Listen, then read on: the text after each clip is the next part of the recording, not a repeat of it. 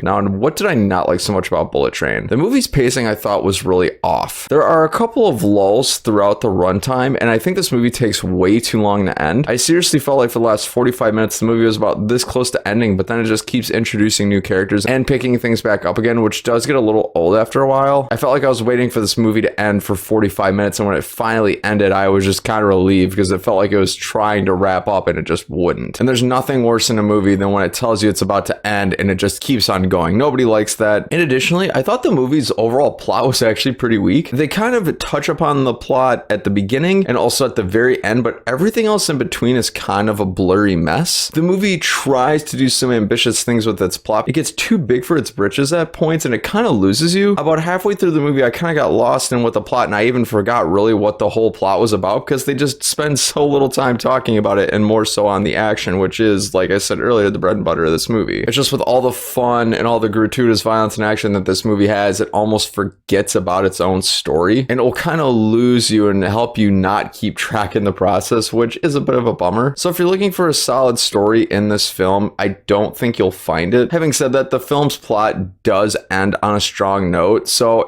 I guess it's not about how you start, it's about how you finish, but for me still, the overall experience with that was just lackluster. And additionally, this movie has a habit of jumping around a lot. It introduces a lot of characters at various points throughout the film, and it kind of gets you lost in the sauce because it takes the time to show their origin story. Like literally each time you get introduced to a new character, it'll take like a 2 to 3 minute clip to introduce you and bring you up to speed as to where they came from, which is kind of fun in the movie, but like I said, it really doesn't help in keeping you on track with the overall story. So just take that for what it's worth.